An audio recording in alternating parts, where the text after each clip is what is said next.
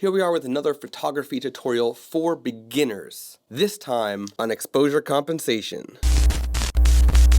Exposure compensation is something that is on majority of cameras. The icon for the button or the setting on your camera for this looks like a square, sort of like a yin-yang effect, but as a square with a plus and a minus on different corners of that square. The point of exposure compensation is literally to bring your exposure up or down when you're beyond the limits of your aperture, your shutter speed, or your ISO. And by now you have hopefully seen my videos on shutter speed, on aperture, on ISO, and on white balance. Hopefully by now you've gone through shutter priority and aperture priority, or you've experimented with program auto and bumping up and down the ISO, and maybe now you're starting to move into manual mode. But maybe you're not quite there yet. So let's go back to either program auto or shutter priority or aperture priority. Hopefully either shutter or aperture priority and not program auto, but it's up to you. While you're in this mode, you can go ahead and you can hold down that button or go into the setting on your camera if it's not a physical button and choose the exposure compensation and then go up or down. What will happen is you will see your photo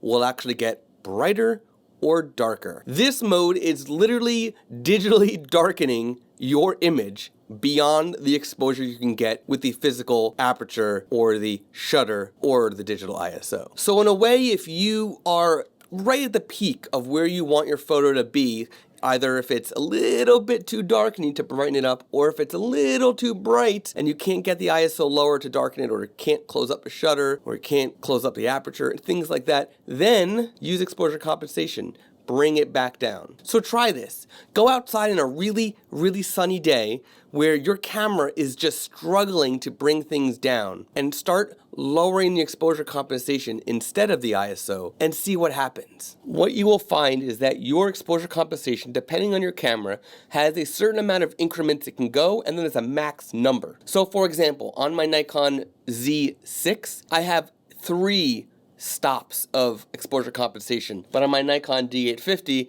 I have 5 stops of exposure compensation, and the numbers go from 0 and then goes up by 0.3 to 0.7 to 1 to 1.3 to 1.7 to 2 and so on, and then also goes down to the negatives with that increment as well. So go outside, start experimenting with exposure compensation and get a feel for what that is, because while that's something you may not use all the time in your camera, because you're most likely going to be using the other thing, the shutter, the aperture, the ISO, and the white balance, because you won't be using exposure compensation that much, it's not something that's critical, but it's something you should be aware of for those small moments where you actually do need it. And we're getting even closer to full manual mode. Thanks for watching. I'll see you in the next video. Click that subscribe button. I publish new videos every Monday and Thursday whenever possible. You don't want to miss it.